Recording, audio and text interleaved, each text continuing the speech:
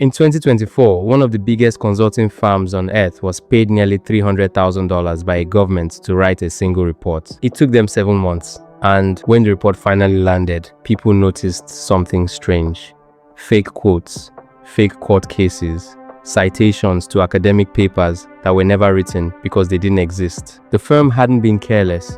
They'd quietly let an AI chatbot write large parts of a report they were charging $250,000 for.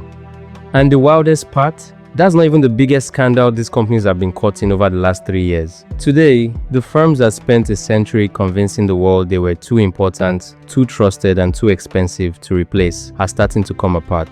And the reasons why go a lot deeper than AI took their jobs. To understand why this is happening now, you have to go back to the 1970s. American companies were exploding across the globe. Ford, IBM, Coca-Cola, all suddenly running operations in dozens of countries, each with different tax laws, different accounting rules, and no easy way to prove to investors that the numbers on paper were actually real. So a small group of accounting firms stepped into that gap. Their entire pitch was simple: trust us to check the books, no matter which country you're in, and we'll tell the world if the numbers are honest. It worked.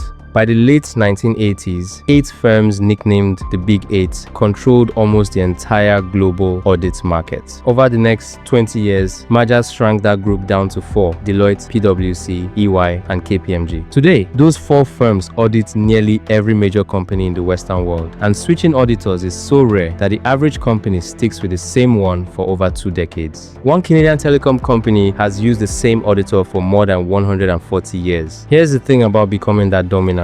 Though you stop having to compete on quality, you just have to be the safe, boring choice nobody gets blamed for picking. And once nobody can fire you, quality has a funny way of quietly slipping. Fast forward to the 2000s, and the warning signs were already there. Enron, once one of the most admired companies in America, was secretly hiding around $20 billion in debt, using a maze of shell companies. Its auditor, one of what was then the Big 5, was being paid tens of millions of dollars a year and simply missed it. When the truth came out, that auditing firm collapsed within 9 months. You'd think an implosion that big would force the whole industry to clean up its act. Instead, the survivors just got bigger, and the mistakes kept happening. In one now infamous case, a major firm doing a routine audit overstated a retailer's profits by roughly 30% more than the company had actually earned. Regulators later reviewed a batch of audits from the Big 4 and found that more than 1 in 4 had serious deficiencies, meaning the firm hadn't even gathered enough evidence to justify what it was signing off on. That failure rate had roughly doubled in just 2 years. Then came the reputational gut punches. In Australia, a partner at one of these firms was caught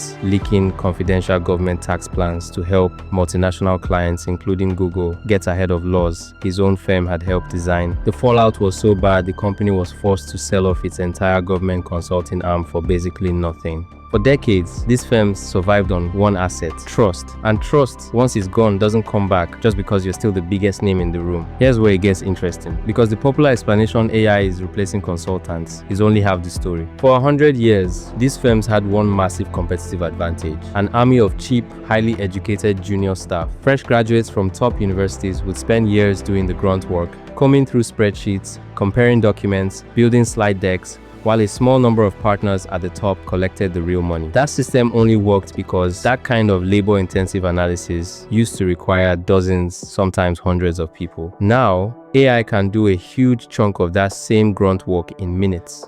Document review, pattern matching, data extraction, the exact tasks that used to justify an army of junior employees. And here's the part that should genuinely worry these firms: none of that technology belongs to them. A 3-person startup has access to the same AI tools as a 300,000-person global firm. The size advantage that used to make competing with them almost impossible has basically evaporated. So when a firm gets caught letting an AI quietly hallucinate fake legal citations into a report they charged $290,000 for, that's not really a scandal about laziness. It's a symptom of an entire business model that no longer knows what it's actually selling. But even without AI, these firms built themselves a problem that was always going to catch up with them. Somewhere along the way, the same companies whose entire job was to independently verify a business's finances also started selling that same business advice on how to run itself better. Auditing on one hand hand, consulting on the other. Same firm, same client, same building. Think about what that actually means. If your consulting arm is telling a client our strategy is working,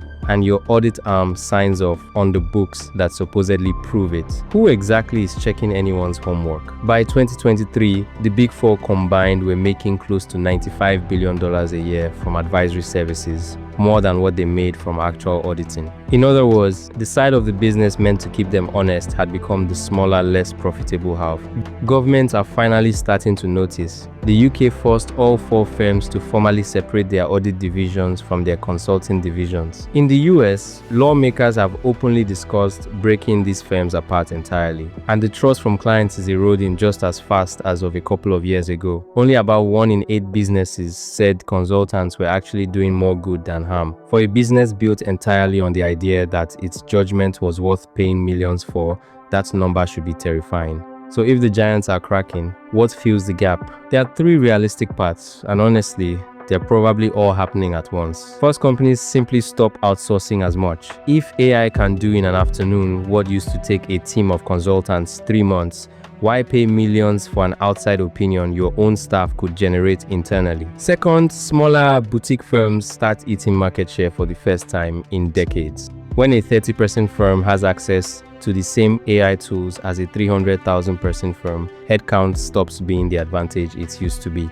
And third, maybe the most disruptive option, the work stops needing a firm at all. A single expert who spent 15 years inside one of these companies, who genuinely understands what clients are paying for, could realistically deliver the same output alone, with AI doing the supporting work that used to require dozens of junior staff behind them. That creates something these firms have never had to compete against. Independent professionals who can undercut them dramatically on price because they don't have 100 floors of office space and a small army of junior employees to pay for. None of this means the Big Four disappear overnight. Institutions this old don't collapse in a headline, they erode quietly year after year, the same way Enron's auditor looked untouchable right up until the moment it wasn't. But the model that dominated corporate America for the better part of a century bigger is safer, and safer means you never have to actually be good. That model is no longer guaranteed to survive. And if there's one lesson in all of this, is that no company is ever really too trusted to fail.